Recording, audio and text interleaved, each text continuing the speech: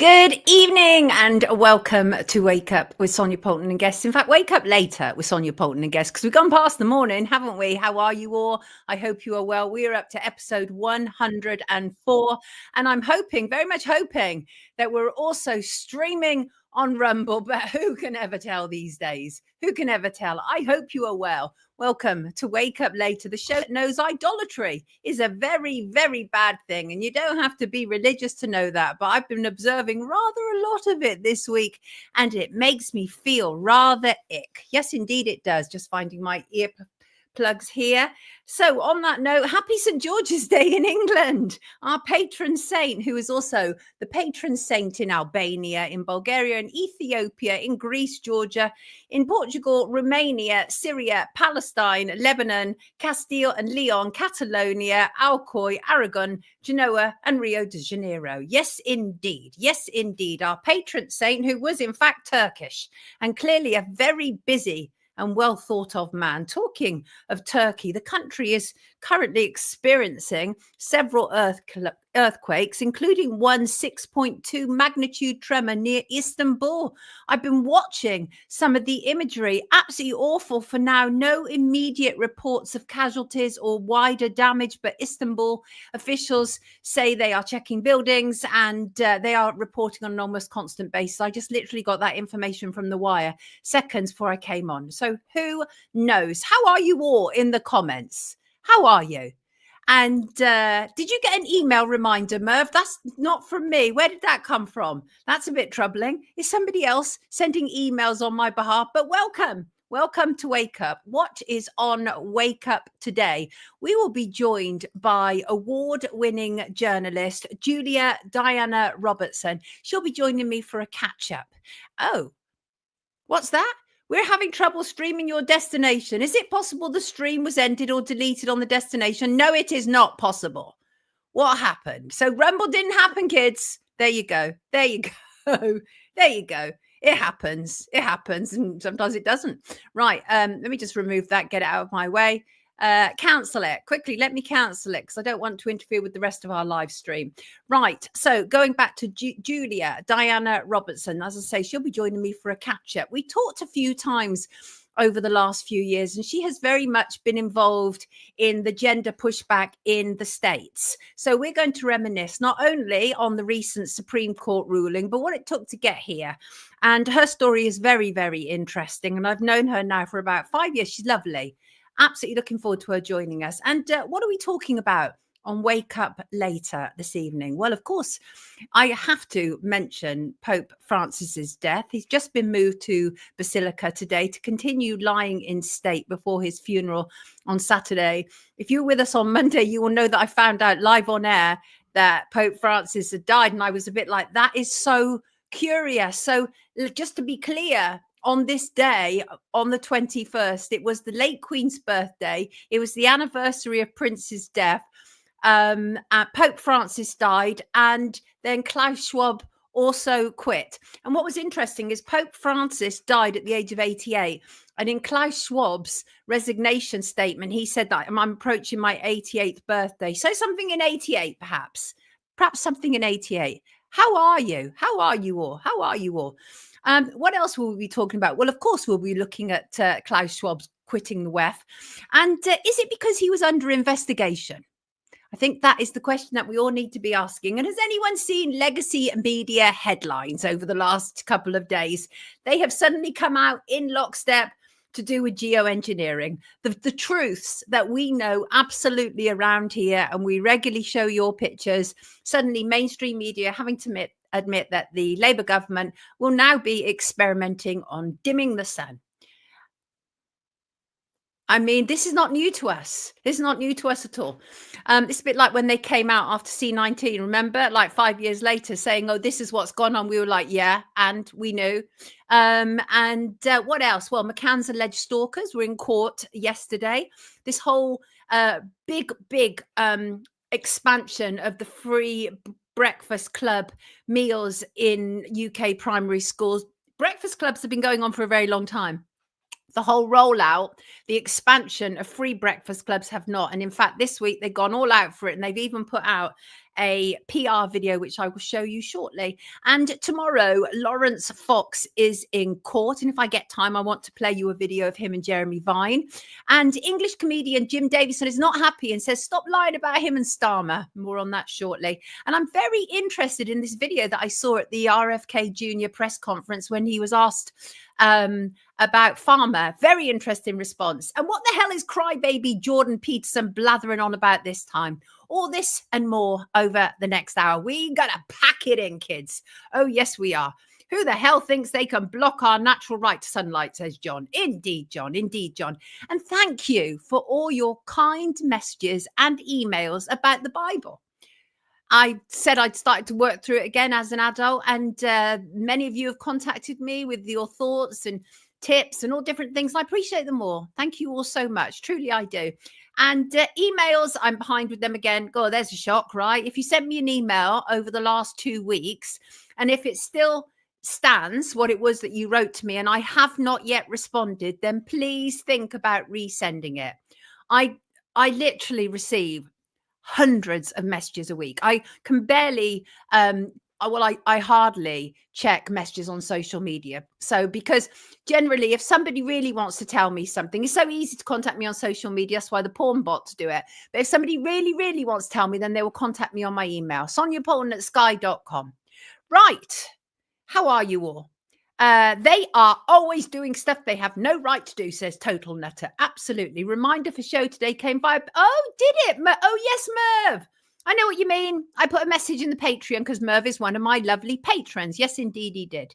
And Stephen says, Jordan can heat his home with all the hot air coming from his mouth. Right. Well, let's talk about him shortly, right? So, Pope Francis. Obviously, he was not obviously, but he was born George Mario Bergoglio, who was the head of the Catholic Church and sovereign of the Vatican City State from 2013 until his death in 2025. I don't know about you. I'm very weirded out by all of these pictures. He's now been moved from this location. Just before I came on, they moved him to the Basilica. And I'm very weirded out by all of this stuff. And obviously, there's so many questions, and we've all seen that on the side of his face. It's all bruised. I got some advice on that, what that could have been. And I was told that was really poor handling on behalf of the pallbearers, on behalf of people involved in laying out his body. That's what I was told, but we'll look at that more shortly, right? So officially, he died in the early hours of Monday morning, 21st of April. As we said, the late Queen's birthday and the anniversary of the curious death of Prince. Some people see symbolism in all that. He was, as I say, 88, and he was said to have started to fall very seriously ill around 5:30 a.m. on Monday morning. First signs of illness appeared, the Vatican say. More than an hour later, he waved to Strapetti from his bed in what the media site described as a gesture of farewell. This is the picture, and it looks, honestly, I'm not being disrespectful, but it looks like he's already gone in this picture. It's not good. Notoriously, of course, one of the very, very last people to see the Pope was US Vice President J.D. Vance, a recent convert to Roman Catholicism. The pair met on Sunday morning at the Pope's residence. And according to statements from the Vatican and Vance's office, the two men spoke for a few minutes to exchange Easter greetings. Then the 88-year-old Pope gave the vice president rosaries, a Vatican tie, and 3 big chocolate Easter eggs, one for each of his children.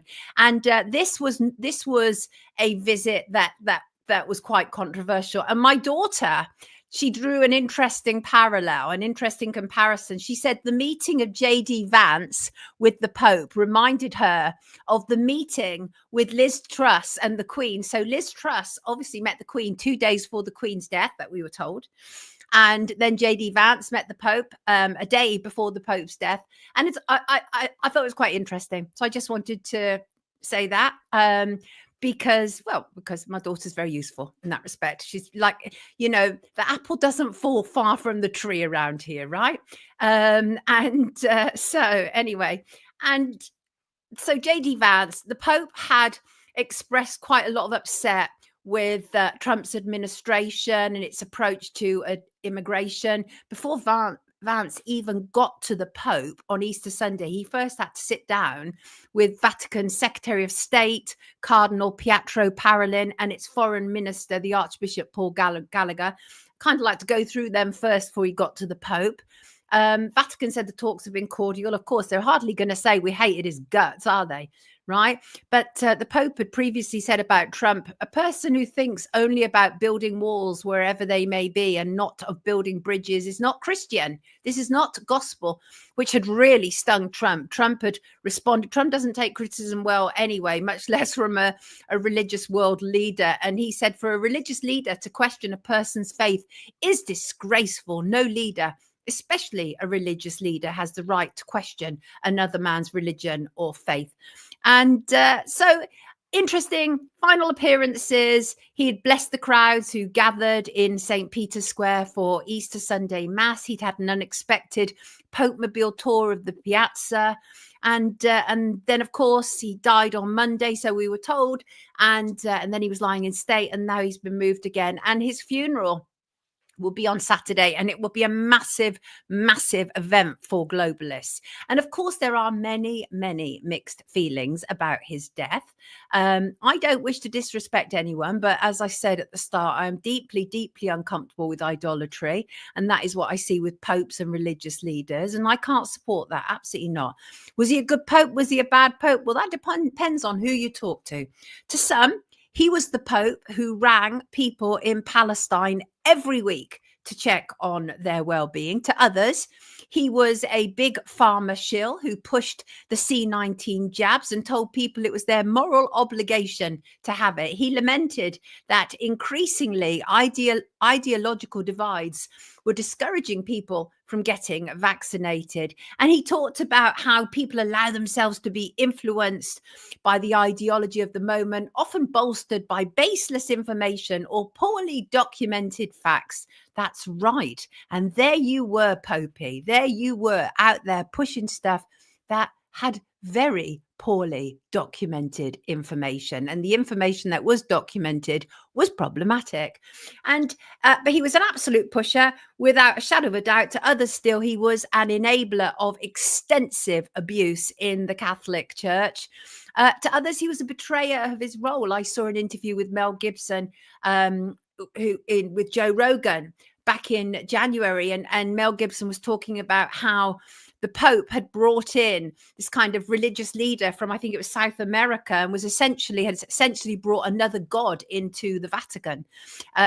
So that in itself was very interesting. And of course, the Pope was absolutely a WEF Pope, 100%. He was a regular attendee, and he was unable to go this January 2025. And so he sent a long missive from the Vatican, where he was talking about AI and artificial intelligence. Last year, it was about globalization. He said globalization has a fundamentally moral dimension that must make itself felt in economic, cultural, political, and religious discussions. And I mean, that's, what can I say? What can I say? So, yes, he was absolutely a supporter of WEF, unquestionably. His funeral, as I say, will be in Rome on Saturday, and it is going to be an absolutely massive globalist gathering. Prime Minister Keir Starmer will be there. Prince William will attend in place of Charles and Camilla. Charles and Camilla, interestingly, had visited Pope Francis earlier this month. The William going isn't particularly controversial. It's sort of in keeping with modern tradition. So, we shall see. And also, by the way, the role of the Pope is extremely well paid, although many people would say that this particular Pope didn't accept it fully, that Pope Francis had chosen to donate or pass on his money. That was reported by the Economic Times. Doesn't mean it's right, but that was reported. His living expenses were covered by the church through various communal funds. But if you happen to be a pope, you will be paid around $32,000 a month.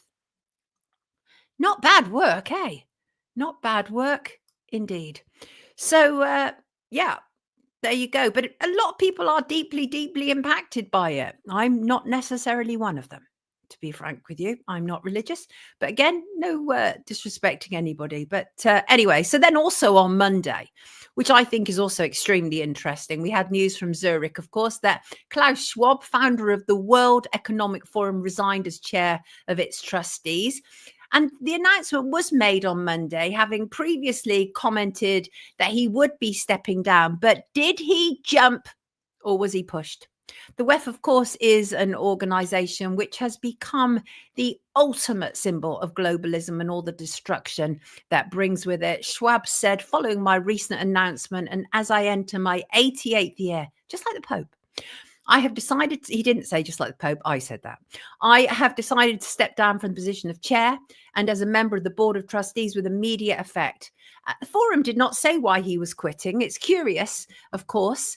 And the interim chairman has raised many, many eyebrows. He is the notorious ex-Nestle boss who became infamous for seeking to commodify water, Peter Brabeck Lethmed.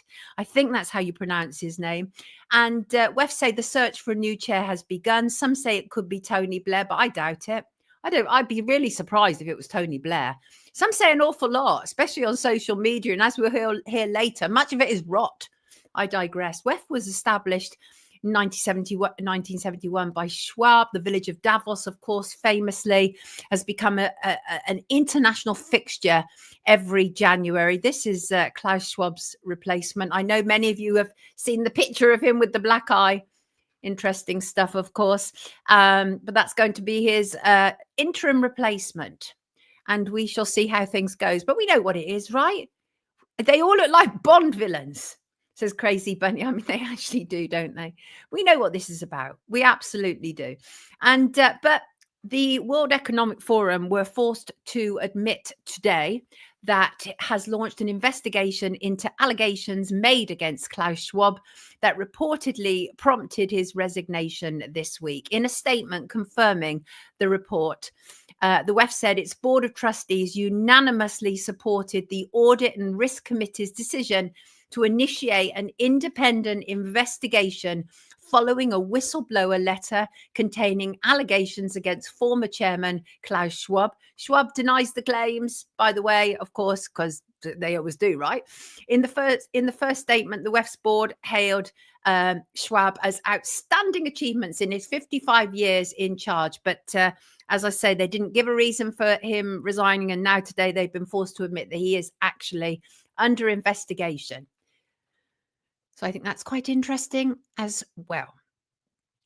Yeah, the outfit, though. Who thought that was a good idea? Right, exactly. Exactamundo.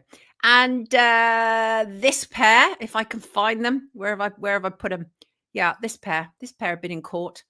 This is Julia Wandelt. She's a Polish national who was falsely claimed to be Madeleine McCann, and Karen Spragg is from Wales. Both appeared in Leicester Crown Court yesterday on Tuesday, accused of causing serious alarm or distress to the McCann family. This is Julia between June 2022 and February 2025. A court previously heard that Wandelt is accused of making calls, leaving voicemails, sending a letter, WhatsApp messages to Kate and Gerry McCann, as well as sending Sean and Amelie McCann Instagram messages. And over the weekend, Julia Wandelt's PR man, Sir St. Clair, I think his name is, had said that charges have been dropped. Well, I've looked at the court report and there is absolutely no mention of charges being dropped. I contacted the court that they still have to wait until the court documents are ready and then I can apply again. So I don't actually know. I wasn't there. I wasn't there in court and I don't know. He then came out. He put a message out yesterday and he was saying, what was he saying? Let me just read this. There seems to be a couple of people bitching a line about me putting out the post about some of the charges being dropped against Julia. The post was put up with the permission of Julia Wandelt and her lawyer. Now, he doesn't say whether that's true or false, right? But if it's got to be true, and it's got to be true because if they are falsely lying online that she has had charges dropped and she hasn't, it's contempt of court at least, at absolute least. I don't trust any of these people who flit around Julia Wandelt, by the way, not any of them at all. They all seem, a little bit eeky for my irky and eeky for my particular tastes. And so I'm not convinced by the messaging from Julia's PR rep. And we shall see, because the reporting is extremely light. So Julia was remanded. Karen Spragg is on bail. And it's really unclear at this moment whether it has been whittled down just to the charge to do with Kate and Gerry McCann, but clearly the charge is ongoing. Both of them pleaded not guilty. They will appear again in court. Interestingly, I see this as a synchronicity on August the 15th. And that's when she will be appealing again for bail. August 15th is my birthday. And I just think the synchronicity in that, given what this case to do with Madeleine McCann actually means to me, is really, really interesting. Anyway, they've both pleaded not guilty, and a trial date has been set for October this year, October the 2nd, which again is kind of weird because it was either October the 2nd or October the 4th when Brenda Leyland was found dead following being doorstepped by Sky News. Synchronicities. And tomorrow in a British court, Westminster magistrates, let me just bring this image off the screen. Laurence Fox is in court on Thursday for posting upskirting picture of Narinder Kaur, a British media personality. He will appear at Westminster magistrates. He's charged with an offence contrary to section 66A of the Sexual Offences Act 2003. The charge relates to an image that was posted on a social media platform in April 2024. Offenders found guilty of upskirting images face up to 2 years in prison. So we shall see. Laurence Fox has been handed everything on a silver plate, by the way. He comes from an extremely wealthy family, great privilege, but substandard talent that has been given inordinate media attention because of the family that he has come from. And if I get time at the end, I will remind you of that with if I don't have time to play it today, I'll play it on Friday. When I have more information about tomorrow. But it was when Laurence Fox was on the Jeremy Vine show playing very badly a guitar. And it kind of just eked a privilege, because who gets to go on the Jeremy Vine show to just play a guitar just like that? Somebody who comes from the kind of privileged background as Laurence Fox. He's not one of us.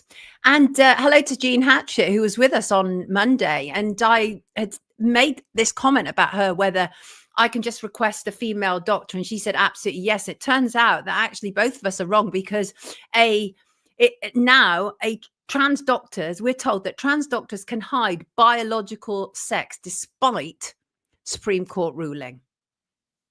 What do we think of that, kids? That's not okay. That's not okay.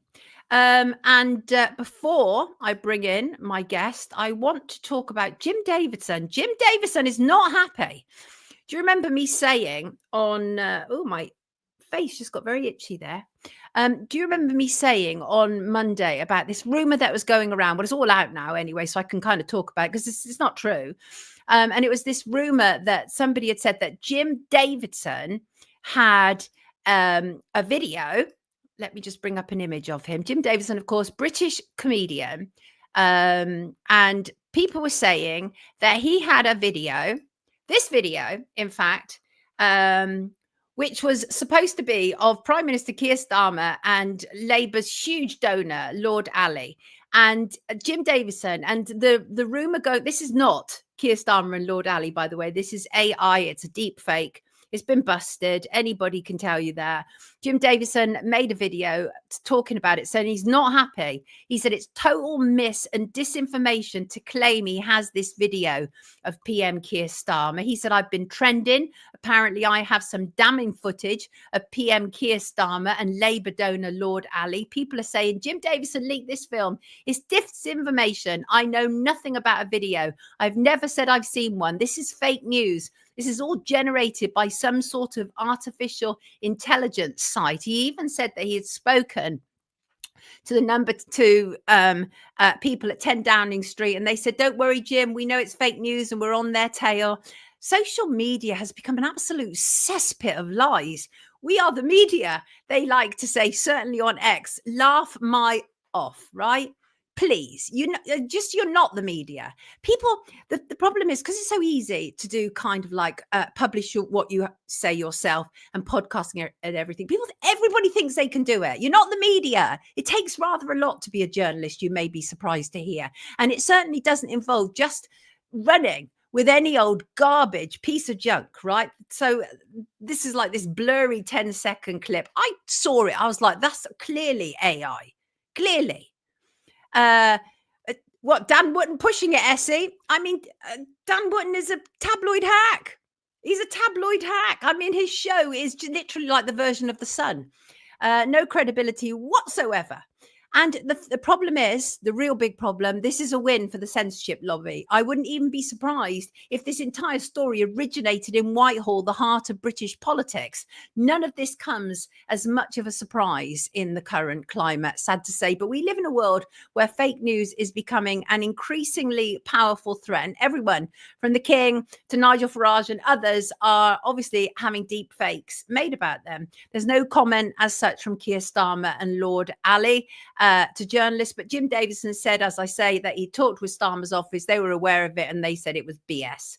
And although the video is clearly fake, this is not the first time that Sir Keir Starmer and Lord Alli, who both, as I say, gave no comment when approached, have been subject to public scrutiny. And the reason that this has all come up is because there is a foundation there, and the foundation has taken root because Lord Alli has given so much money to Labour, including buying clothes for their wardrobe for politicians, including Keir Starmer going and staying in his pad during C19, right? Lord Alli has donated more than £600,000 to Labour in the past 2 decades, as well as footing ginormous bills totaling over £100,000 for hospitality and staff costs. So this is how things like this take root, but it won't benefit us because Keir Starmer is, without a shadow of a doubt, one of the most punishing prime ministers we've ever had. And it would not surprise me at all if they used this to say, look at all these lies on social media. We can't trust it. We've got to get rid of it. It's time to clamp down again. They do that kind of stuff all the time, as you know, right? You know they do. He's vanished. Is it a Diddy party? Says Squidgy. I'm running off my mobile hotspot. Wait, what? Fake or not, it's a cesspit and has been for decades. And Marie, it's all a cesspit. We're surrounded by cesspits. We literally are, and it's horrible. And I hate it. I hate it. My guest should be with us any moment. But I tell you what. I thought this was interesting. We're also sick of kind of like so-called woke, aren't we? And one of the longest TV institutions has taken the biggest hit for it. And honestly, it serves him right. And we've been looking at it recently, and that is Doctor Who.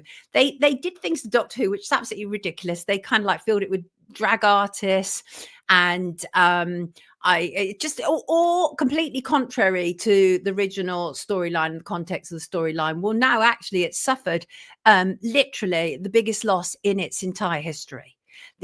They're almost certainly going to cancel it. It's getting that bad. And the problem is, this is the absolute arrogance of the writer who lives in his metropolitan media elite bubble and thinks people outside his bubble will applaud him and his queer agenda on Doctor Who. I don't think so. And I want to talk to somebody very much who has, well, experienced what all of this queer agenda means. And let us bring her in right now. Here she is, Julia Robertson. Hello, Poppet. How are you? Good. How are you? It's so good to see you. Oh, it's lovely to see you. I must be at least a couple of years since we've had an opportunity to talk. Must be. Maybe it has. Maybe it has. And you know what? Isn't it funny how queer these days refers to everybody except for like gay and lesbian people? I mean, I was just talking about Doctor Who, right? It's absolutely ridiculous. Doctor Who, they queered up so badly that the audience can no longer relate to it. And it's absolutely ridiculous. It's just literally full of like drag queens. And it's just absolutely ridiculous. It's Demi Lovato. Yeah, all of it. It all goes on, doesn't it? And you and I met through the whole of this whole gender agenda. And you had done some tremendous pushback in the United States, like tremendous. And it was hard. People, after the Supreme Court ruling last week, when we now know absolutely what we've always known, and that is reference to women is biological in law, and that's how it's perceived in law. It's not a new law. We already know that, right? But we've battled against and the this. Absolute absurdity of it all. You know, Magdalene Burns is, wherever she is, just rolling her eyes at how completely absurd all of this was. To have to fight to say women deserve their own rape crisis shelters. They deserve places that are free of any male presence when they're in jail. Like, and to have the media constantly refer to these things as bathroom bills, to downplay it, is so by the playbook, isn't it? I love this headline, The Joy of Sex. It's just so wonderful. I mean, many people don't realize, though, the long, hard slog. How many times have you been cancelled now as a journalist? It's quite a few. I think I'm still cancelled. Well, I mean, this is a hard slog for you.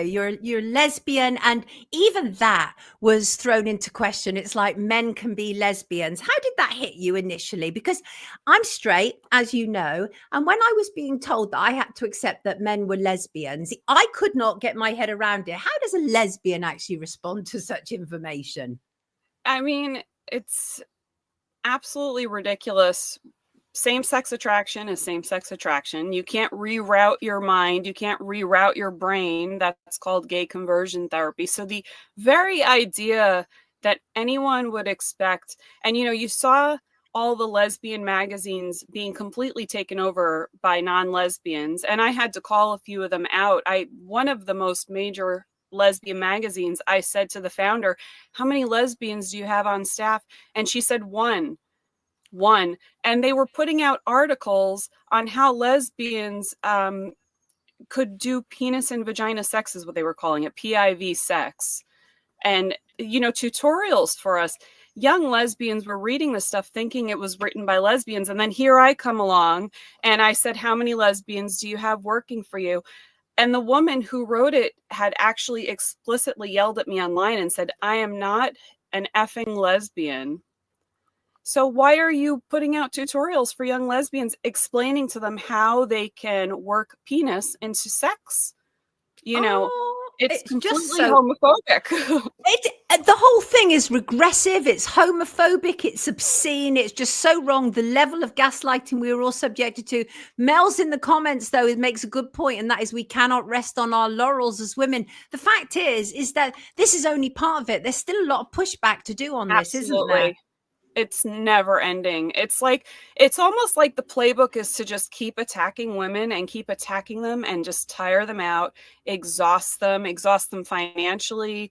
Maybe I'm not sure what the end game is here, other than to just make absurdity the new normal.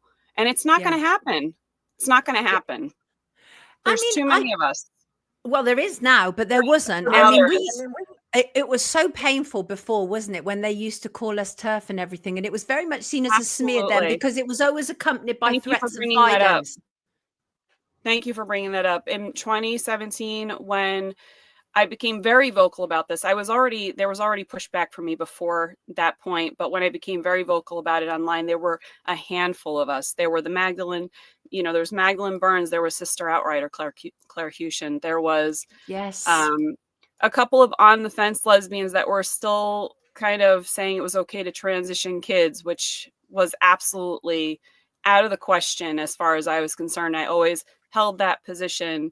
But there were very few of us speaking up. There was Megan Murphy using our actual names and faces. And it was a really scary game to get into, because most of the women fighting at that time were hiding still under avatars. And now there's so many women, and some of them are, you know, not women I would associate myself with, but there's so many women out there, you know, and men came on board. And of course the men came on board, like Billboard Chris and, you know, Matt Walsh types, and they're like, "Well, we were here from the very beginning, and we're actually the ones who came in and fixed all of this. And you're like, oh yeah, my and where God. are the feminists? They were saying things like that, right? Where are all the feminists that we've been here? Or and it's just absolutely ridiculous. But I want to bring up where this. are the feminists? They've been silenced. That's where they are. I remember the title of my article being on one of the placards, and being like, I'm the one who's come up with this idea and this saying, and you're like, oh my God. Right. I want to bring in this. This is one of your ride. articles. Oh no, that's not one of your articles. Right, there it is. I wish. That was a great shot. This was also. Yes, I do. I remember this. This is my very last appearance after 10 years on This Morning, because I finally had enough and I started talking about cotton ceiling, and I told them to Google it, and it just shot to the top of the Google charts. And then I got reported by Owen Jones and India Willoughby to Ofcom and to This Morning, and Owen Jones wrote a piece in The Guardian about me, and the Standard. It was horrible, wasn't it? We were called every name under the sun. You were amazing. And what year is this from? 2019. 2019. Yeah. Yeah, it was that was an incredible moment. And of course I had to write about it because I was just like, this is amazing. To finally get a little bit of coverage going on was incredible. And you saw it's like the same thing happened with so you have gender ideology, which originally the feminists were calling trans ideology. And I was underground begging everybody, like, could we call this gender ideology? Because we don't want to point at the wrong group of people. There's the OG transsexuals. And then there's this new gender ideology, which is autos. They're straight, but they want to be called they, them. They're sassy, Those are the ones who really came in pushing this agenda really hard. Like the parents, straight parents, were pushing and pushing and pushing. Suddenly LGBTQ youth groups being run by 3 straight women, the moms of trans kids, saying just became crazy. But could we talk about the parallel between what I was calling gender ideology and now pharma ideology? It's the same playbook. Anyone who disagrees gets booted out of the family, their jobs are going to get pulled away from them. We're going to make you look absolutely crazy. We're going to kick you out of our special party. You're not going to no one's going to hear your voice anymore. And that is actually within the gender ideology movement when my voice started to get squashed a little bit by the new women who had just come into what they started, rebranding the gender ideology movement, and how they started to rebrand it. They started to push out anybody who wasn't into pharma. I'm going to call it pharma ideology. Do we have a name for it yet? Can I give it that name? That can work on YouTube without getting us banned. I like that. No, it's absolutely spot on. And you're absolutely right, because the thing is, a lot of people, Our Father who art in big pharma, hallowed be thy name. Oh, I've missed you. I've missed you too. We need to do this all the time. We really do. It's wonderful to have you with us. It really is. But it's also wonderful because we've got an air of jubilance about us. And there were times when we all felt really flattened by it. And it's important. Oh my gosh. Yes, what you just said, though, is that it's not just about gender. It is attached to so much, to children. The transing of children is one of the worst egregious things that I've ever seen in my entire life, right? Informed consent. It's all informed consent. It's all related. Give us your children. Let us inject them with the mRNA. Let us trans your kids. And if you don't, we're going to take your kids away from you.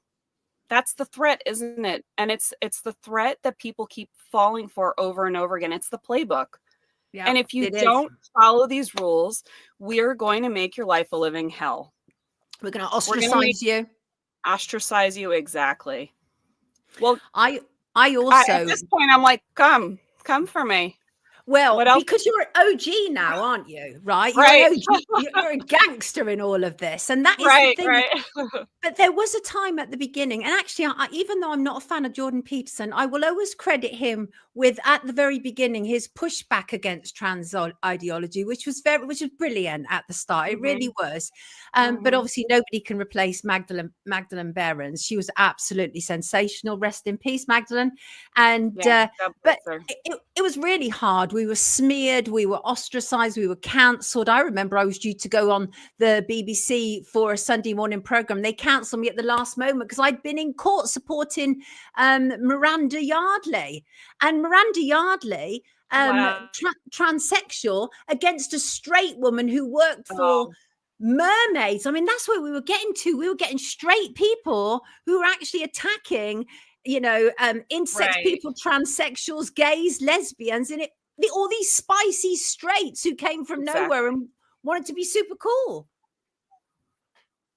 And you came out and stood up for the lesbians in a major way. Miranda Yardley, they recently wrote, a bloke who has something to say. And I went online and commented, this isn't a bloke. This is a well-known, well-regarded lesbian ally who's been around for a long time. Do some research. I'm just being reminded in the comments by Judith, this was also an egregious thing that they've done. And that is they lied about the suicide stats. Remember that? They were like, better a trans child than a dead one. Right. They lied about it. Absolutely outrageous. Isn't it painful? How about it? Well, my original agreement, which I couldn't believe, and I remember talking to Lisa Marciano and Jane Wheeler at the time about this. I remember emailing them and saying, am I not saying this right? These kids haven't reached full cognitive brain development. Why is nobody talking about this? And I actually wrote an article called, titled, Why is Nobody Talking About Cognitive Brain Development in the Rush to Transition Children? I think that's the actual title of this article from 2017, maybe, or 20. I can't recall right now. But I said to them, why is nobody talking about this? Am I not saying it correctly? Because I was a psychology major and I did switch majors. And I said to myself, they're transitioning these kids way before they ever even have a chance to reach full cognitive brain development. The part of the brain that can see what's coming, or can understand consequences or forms a sense of identity. And this is going to blow up, and it's going to blow up really bad. We're going to see tons of detransitioners, which we are now. We're going to see a lot of suicidal youth, which we are now, who had their sex organs removed way before they had a chance to grow up, who were, growing Adam's apples and facial hair and losing the hair on their head. And they didn't, they're kids. They don't know any better. When you're that young and you don't reach full cognitive brain development until around 25, you really don't have a sense of permanence that this stuff is going to be with you for the rest of your life, Right. And then, of course, we've since found out how many absolute predators who were pushing to get in single sex spaces. So many. Like there's a proper correlation, right? Proper correlation. Right. And that is why I said in the beginning, could we not call this trans ideology? Can we call it gender ideology? Because it was pointing a finger at transsexuals, like the OG transsexuals, and not really looking at who has come into this movement. And it was a lot of straight people. It was mostly, I call them non-gays who were coming in, the Demi Lovato types, or, we'll say Ellen or Elliot Page, where it's just like, oh yeah, I'm now taking on this identity. I never believed, by the way, Ellen Page was a lesbian. And I said that online. It's a game with this, like with the newer generations. It's a game. Like, how many identities can I take on? And you can collect all 5, M says in the comments. Parents, they want that transgender baby. They do. It's awful, style, right? Look at my transgender 2-year-old and claiming that these 2-year-olds could in fact tell them that they were trans, that they had these special signals that they could send. And this really took hold. This really took hold in the media. It really took hold in medical communities where they're claiming that toddlers can tell you that they're transsexuals.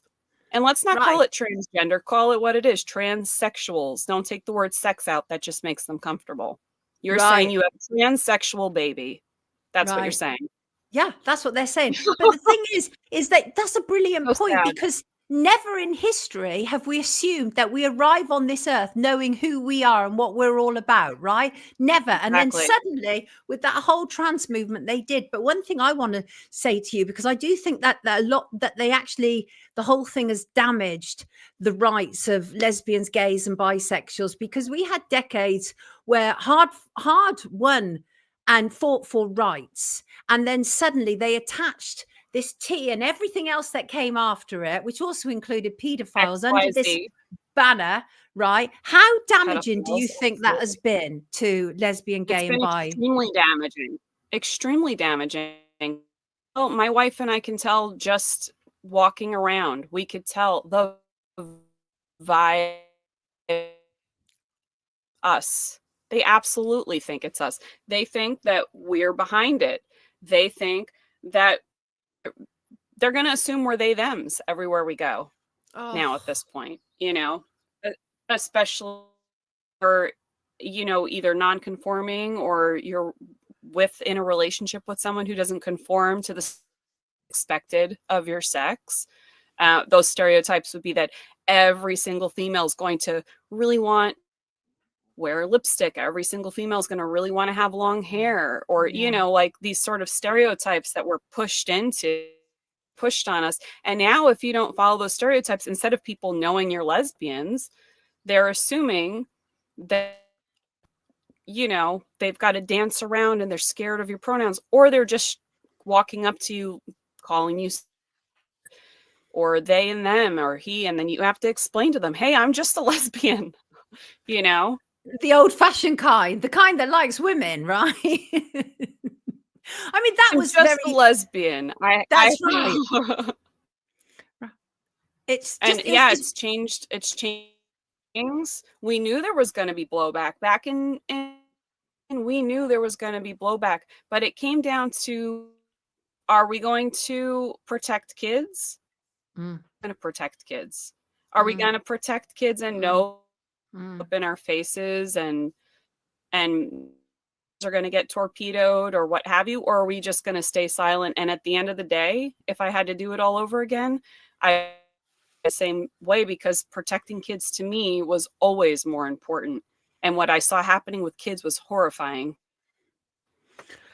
Well, hopefully the rollback can now begin. I mean, I think if nothing else, what it's done is it's slowed the roll, hasn't it? That Supreme Court ruling has slowed the roll, certainly in the UK. Do you think that will transfer over to the US and all around the world now?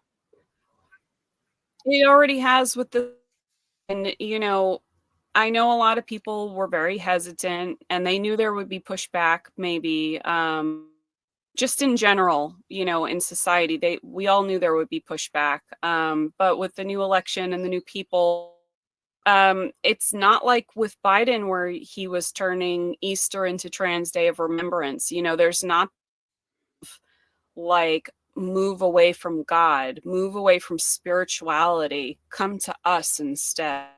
Right. This is the new world. Right. You will accept that a tree is a bird, sort of scary hypnotism happening with, there's always a little bit of scary stuff going on with it. And we do the best we can. We hope for the best. We pray for the best every time we elect, someone into these scary, right? But at least this scary involves reality. It saying things like, hey, maybe don't have male athletes in female sports. This was never a good idea. Right. Hey, maybe don't allow males to self-identify into female and walk into a rape crisis center. Right. This is just basic logical stuff. Basic stuff. Basic stuff. So there's we've got you coming in and out, so I'm going to have to let you go. But it's been a joy and pleasure to have you with us. Lovely to catch up again. And I'm so glad it's on a positive note as well, because it's been hard, very hard, but onwards and upwards, darling girl. And lovely to have you with us. What are you currently working on? Well, I wanted to talk a bit about the resource gender health query, which was getting pamphlets out to schools. Go on. And they've just archived the site, but my wife and I did a lot of work with that. I'm working, or I just a month ago, commentary for Fred Sargent's husband's new book that's coming out. Nice. His publishers reached out to me to do a commentary. Excited, and I'll tell you, it is a page turner, and you know how I am about historical.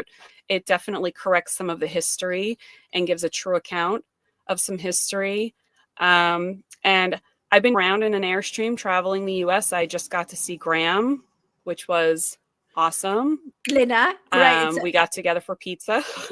So just another catching up with, yes, Glinner, just just catching up with some people and doing what I do behind the scenes to keep working on things. And please, please, we're very jittery in that here, but don't worry. Please send me links that you would like me to include in the description below. Okay, the project you've been working on with your wife. Let me have that link and anything else as well. Okay, lovely to have you with us, everybody. This is the award. To see you. It's wonderful to see you. I'm sorry it's been a bit jaggedy, but doesn't matter. It's been lovely to have you anyway. This is good to see you.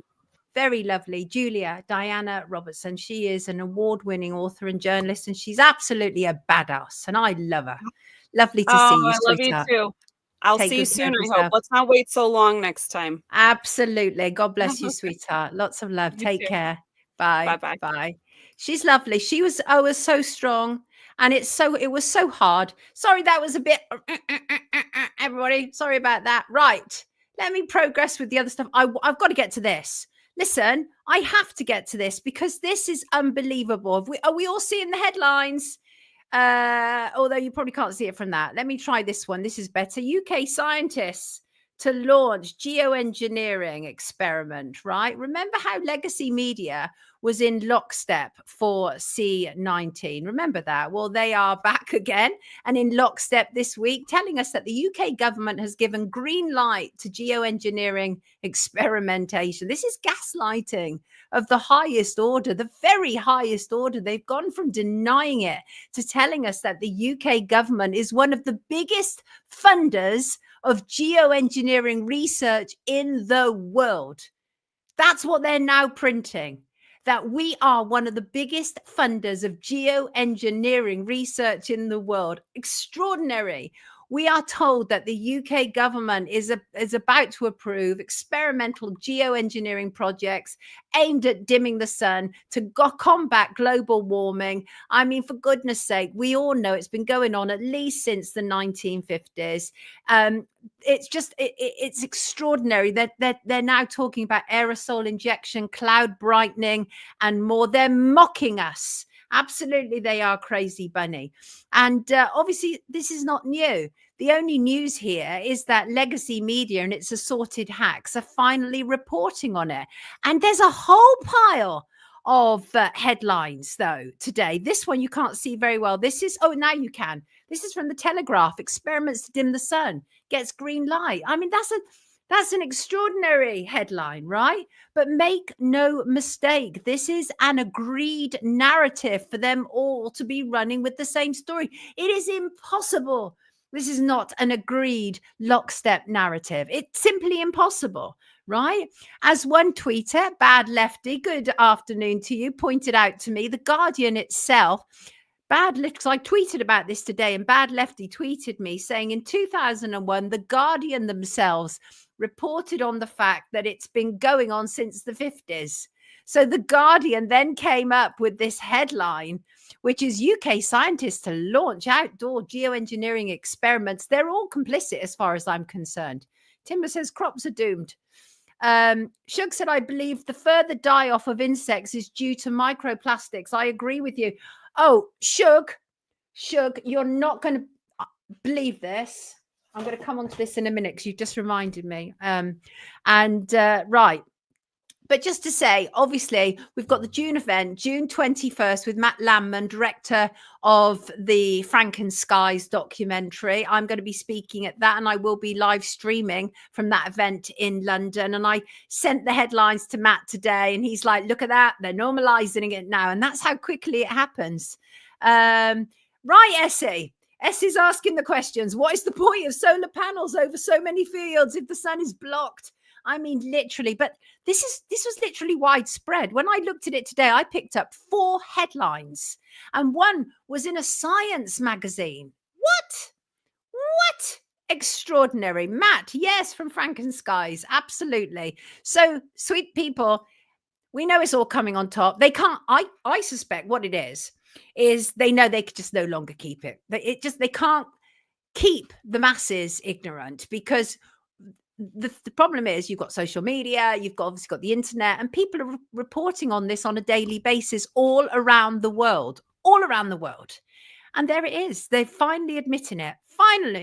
This was the cause of the apocalypse in Snowpiercer, actually. What is Snowpiercer? I don't know. But anyway, so they're admitting that that this is part of a 50 million government funded program. We already knew, because we saw the tenders. We were talking about this last year. We saw the tenders on the government websites. This is legacy media for you. We were still being laughed at last year, and we were like, well, there's tenders on the government websites for these programs. And people were like, no, that's not true. That's a myth. You're a conspiracy theorist. All that kind of nonsense. But there you go. And the thing is, I'm not one of those people that just because it's in mainstream media that it's now real. It was always real. They just had to catch up. And it's not a case of them catching up. There's no way on earth that mainstream media and legacy media didn't know what's going on, because I've worked in mainstream media and I've had conversations with people about geoengineering. People know what's going on. They just didn't want to write about it. Simple as. They're all complicit. Shug, I have to just say this. Shug started reading this. Shug sent me this. This is a fascinating book. Fascinating. And I'm going to invite Tim Cohen for an interview, but it will be a long one. And I may actually give him the whole of the Wednesday evening show to discuss it, because this is a huge topic, absolutely huge topic. Essentially saying that Charles, who is now king, is the Antichrist, but it's much more complicated than that. But it's a brilliant book. It's fantastically sourced and resourced. And yes, thank you, Shug. I finally started to make headway with that. So thank you. Thank you so much. They were told not to write about it. Yeah, of course. He can't be squeezed into 20 minutes, Shug. No, absolutely not. No. We'll give him a proper outing, because this impacts so much. So we should do that. It was the book that's really expensive, Christine. Really expensive. When I went to buy it originally, it was like £500. Now, Shug sent it to me as a gift. I don't know how or much it cost, Shug. I have no idea. I'm a lady. I don't ask people how much gifts are, but I'm so grateful for it. Thank you very much indeed. And of course, this week we've heard plenty about free breakfast clubs, right? Nationwide. We've had these for at least 20 years in the UK, breakfast clubs, right? But now they're making them free, doing a big rollout about it. Let me play you their promo video. This is headed up by the Minister for Education, Bridget Phillipson. And if you can't see this as propaganda, then I have a bridge to sell you. Oh, is that not going to play? StreamYard, I want to tell you that your video playing is absolutely appalling. I shall send them that message afterwards. Let me link up the video file again, because I want to play it. Here it is. Free Breakfast Club. Look at the level of propaganda on this one. Today we're here at Denby Primary School at our Free Breakfast Club. What are you having today for breakfast? I'm having I love it here because we get to talk to our friends, we get to do what we want. What are you doing today? I'm a colour.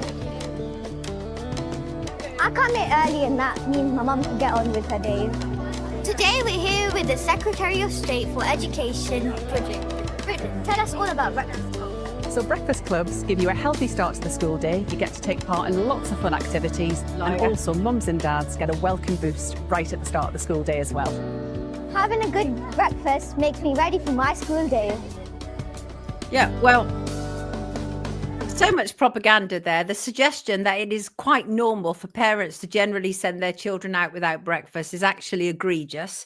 That is not normal at all, and we shouldn't normalize it. And this ridiculous teacher, this head teacher, came out, said breakfast clubs indicative of society, obviously quoted in the BBC. And what she's saying, absolute lunatic woman, is saying that working parents are now so busy, we no longer have time to do the weekly shop, and we can't feed our children before they go to school. What a load of BS. Absolutely, Stephen, propaganda. And that video, by the way, is poverty porn. The whole thing is poverty porn. But what this is really, really about, and we know it, anybody who understands the agenda understands that this is a further attempt, further continuation of separating parent from child, the state taking over and becoming the big I am. And that's what's really taking place. And what you have is people fighting online. People are like, I can't believe how awful you are that you don't even think children should be entitled to a free school breakfast. And then there's other people like, I don't want to pay for other people's children. You're missing the point. You're literally missing the point. First of all, they're giving children absolutely appalling low nutritional crap. There's a whole pile of white bread there, which has absolutely no nutritional value, basic stuff, absolutely outrageous. And you have people online who are just arguing about nonsense. This is about state takeover. This is about state takeover. It's outrageous that they are trying to normalize it, this whole idea that poverty is playing a part. Well, it might be, but then that is something for government to sort out. Parents shouldn't be working, parents and carers shouldn't be working so much that they're on top of the school day. They then need the children to go into school early as well. It's wrong, and we shouldn't have normalized it. And now for it, obviously what they've done, now that they've made it national and free, it's so exhausting to see. It's like rinse and repeat. I said on social media today, I'm too old for this. I am. Keep seeing it over and over again. It's just ridiculous. Absolutely ridiculous. And on Friday, kids, I want to look closer at this. The death of Thomas Kingston, part of the royal family, who shot himself in February 2024. His inquest in January previously heard that he was suffering from depression, but it's now emerged that he died with his company owing creditors £30 million. Who gets to owe £30 million? I suppose when you're that close to power, it's it's interesting. But he was, of course, the husband of Lady Gabriella Windsor, whose birthday, interestingly, is today. Now, I don't make up these things, right? There's just so much symbology and significance that is constantly taking place. She was actually born, Lady Gabriella Windsor was born in the same hospital as my daughter, St Mary's in Paddington in London. She is the 57th in line of succession to the British throne, and she was 18th in line at birth. But much more interesting than her is her parents and her father, as one example. Let me see if I can bring in an image of him.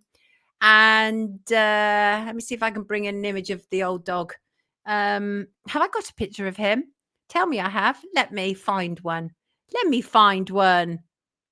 There he is, Prince Michael of Kent. Prince Michael of Kent is probably the most senior Freemason that we have in the UK, right? He's the Grand Master of the Grand Lodge of Mark Master Masons and the Provincial Grand Master of the Provincial Grand Lodge of Middlesex. Middlesex doesn't actually exist anymore.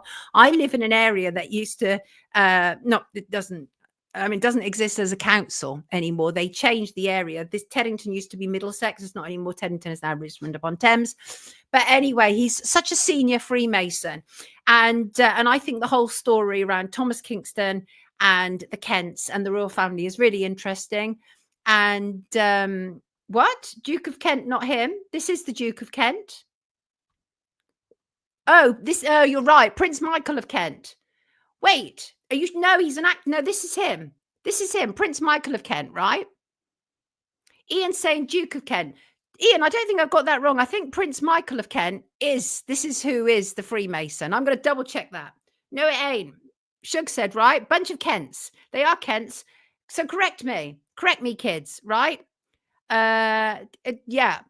It's not Sean Connery. Oh, we're getting confused. Yeah, that's Prince Michael. That's 100% Prince Michael. But is not Prince Michael of Kent the most senior Freemason? If I've got that wrong, I will correct it. Fecking Kents. I think we can all agree on that. Bunch of Kents. We can all agree on that at least. So the Duke of Kent looks like a Rothschild. Right. But anyway, by Friday, I will make some sense of that, because Thomas Kingston on his own is very, very interesting indeed. Very interesting indeed. And I mean, essentially a young man, and to die owing £30 million is extraordinary. I want to play this video. This is extraordinary. Can anybody tell me what RFK Jr. is really inferring here? Hi, Margaret Manto with Notice. I'm wondering if there's any pharmaceutical additives that you'd like to eliminate.